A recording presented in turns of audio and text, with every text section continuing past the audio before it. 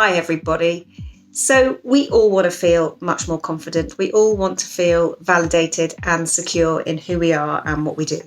And there are two types of validation, and this is going to be a video that explains those two types of validation, and they are internal validation and external validation. Very briefly, internal validation is the validation that comes from within ourselves when we know that we are good enough. We believe that we are good people, that we're kind, compassionate, bright, clever, good at whatever it may be, art, music, business, it doesn't matter. But we know absolutely within ourselves that we are okay. External validation is the validation that comes from other people, be that friends liking your Instagram posts or your TikToks, be that marks at school, be that feedback from your boss at work. It really doesn't matter, but it's external. It has to come from outside. And when we struggle with low self-esteem, often it's because the validation that we're seeking is entirely external. It comes from other people. And when validation comes from other people and doesn't come from within ourselves, it comes and we feel good and then it passes because we just need more and more of it because we don't have it ourselves. So it is really important to find a way to feel within yourself that you are enough. And that is all it needs to be. That belief, that knowledge that you are enough in whatever walk of life you're in at that moment.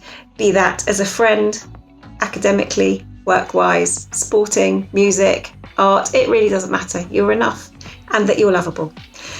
When our foundation, when our self-esteem is built on internal validation, knowing that we're okay, then it's like building a house on concrete. The foundations are absolutely solid and they don't disappear at the drop of a hat. When our self-confidence is built entirely on external validation, it's like building a house on shaky foundations or on quicksand. The minute that anything bad happens, the foundations start to slip and slide and we start to disappear down into that quicksand, and we need to be shored up really fast. And that shoring up, if we rely on external validation, needs to come from somebody else.